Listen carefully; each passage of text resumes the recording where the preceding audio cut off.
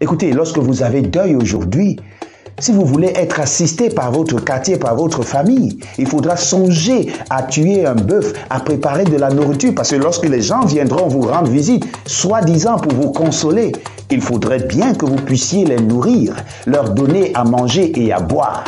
Voilà le monde dans lequel nous vivons, où la gratuité, la générosité n'existent pas.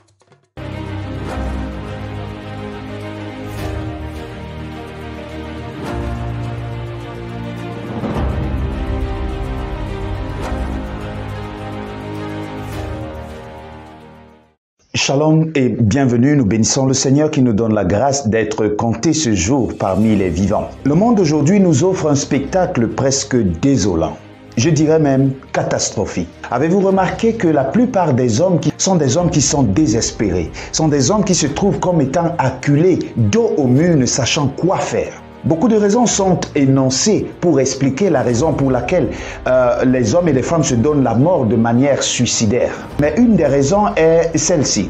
C'est que les hommes aujourd'hui ploient sous des dettes incommensurables, sous des dettes inestimables, parce que vivant dans un monde modernisé. Voulez-vous acquérir un lopin de terre? Pas la peine de faire des économies pendant longtemps. Une banque se présentera devant vous pour vous prêter de l'argent. Voulez-vous construire une maison ou alors acquérir un nouveau véhicule? Pas la peine de faire de longues économies. Il faut juste se rendre auprès d'une banque qui se fera le plaisir de vous donner une dette. Mais une dette que vous devriez payer tôt ou tard. Parce que lorsque cette banque aura enclenché le rouleau compresseur auprès de vous, que vous ayez des problèmes, que vous soyez malade, que vous ayez quelques difficultés, ce que ce soit, vous devriez payer votre dette. En fait, ce que j'essaie de nous faire comprendre, c'est que parce que nous ne vivons pas dans un monde ayant des principes de générosité et de gratuité, beaucoup d'hommes sont attirés par le fait de réaliser rapidement leurs projets et ce qui, tôt ou tard, leur mène à des situations désastreuses. Oui, malheureusement, la générosité n'est pas ce qui est le plus partagé parmi les êtres humains. On est même étonné lorsque quelqu'un est généreux auprès de nous. J'allais rendre visite à un membre qui était malade et je me suis égaré, je n'arrivais plus à retrouver la destination. Alors j'ai posé la question à un des passants, pouvez-vous s'il vous plaît me renseigner sur comment aller à cette destination? Vous savez la réponse qu'il m'a donnée? Combien avez-vous à offrir? Il était prêt à me donner cette information si jamais j'étais prêt à mon tour à lui donner de l'argent. Voilà comment fonctionne notre monde aujourd'hui.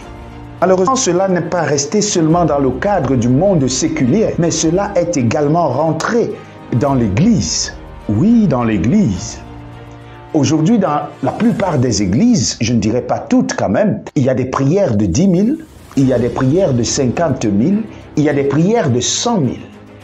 Si vous voulez que le pasteur vienne chez vous pour bénir votre maison, vous devriez préparer de l'argent. Si vous voulez que l'Église assiste à la veillée mortuaire de votre proche, vous devez préparer de l'argent.